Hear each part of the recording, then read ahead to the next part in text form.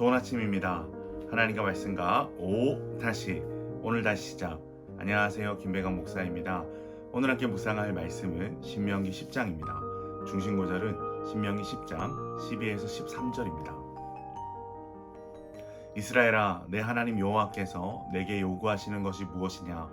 곧 내 하나님 여호와를 경외하며 그의 모든 도를 행하고 그를 사랑하며 마음을 다하고 뜻을 다하여 내 하나님 여호와를 섬기고 내가 오늘 내 행복을 위하여 내게 명하는 여호와의 명령과 규례를 지킬 것이 아니냐. 아멘. 이스라엘은 언약을 맺기 전에 하나님의 말씀에 순종하겠다고 다짐했습니다. 그러나 그 다짐은 오래가지 못했습니다. 모세가 산 위에서 십계명의 돌판을 받는 동안 이스라엘은 산 밑에서 금송아지를 만들었습니다. 산 위에서는 하나님이 우상을 만들고 숭배하지 말라는 계명을 돌판에 새기고 계셨는데 산 밑에서는 이스라엘이 우상을 만들어 숭배했습니다. 산 위에서는 하나님이 이스라엘의 하나님 여호와로서 이스라엘 가운데 머무시려고 성막을 만드는 규례를 주고 계셨는데 이스라엘은 하나님이 가장 혐오하시는 우상을 만들어 숭배하고 있었습니다. 이 깨어진 두 돌판은 이스라엘의 죄로 인해 하나님과의 언약 관계가 깨어졌음을 보여준과 동시에 죄로 인해 회복 불능 상태의 이스라엘의 존재를 보여줍니다. 그러나 하나님은 다시 돌판에 십계명을 써주심으로써 이스라엘에게 또 한 번의 은혜를 베풀어 주십니다.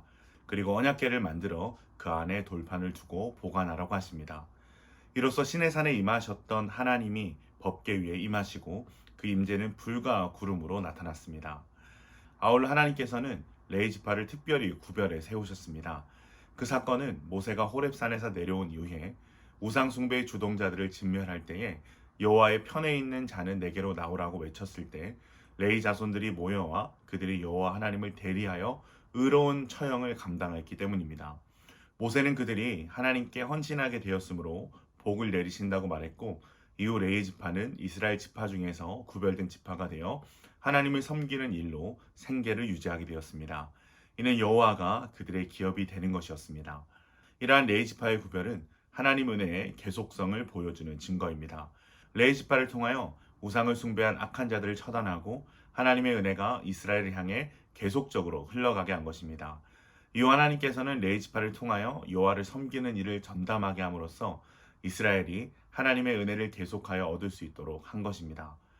여기까지 기록된 1에서 11절의 내용은 과거에 이미 일어난 사건을 회상한 내용입니다.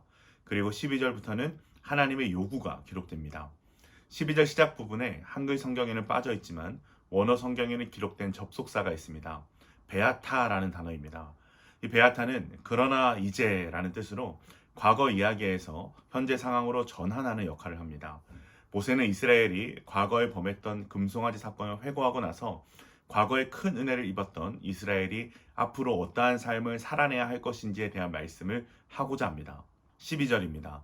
이스라엘아, 내 하나님 여호와께서 내게 요구하시는 것이 무엇이냐?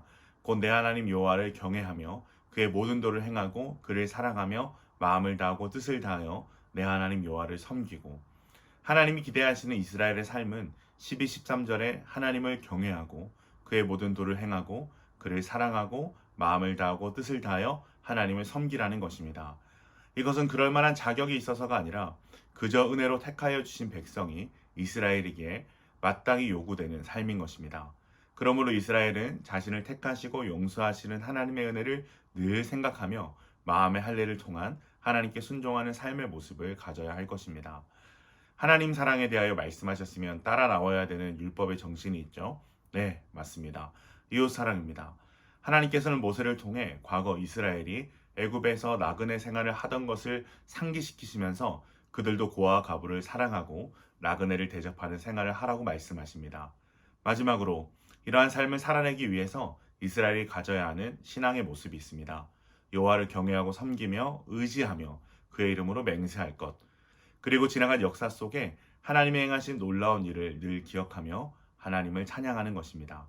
이를 통하여 하나님과 연합한 이스라엘은 은혜 받은 자로서의 삶을 살아갈 수 있을 것입니다. 사랑하는 기쁨 가족 여러분, 우리는 깨어진 두 돌판과 같이 회복 불능 상태의 죄인이었습니다.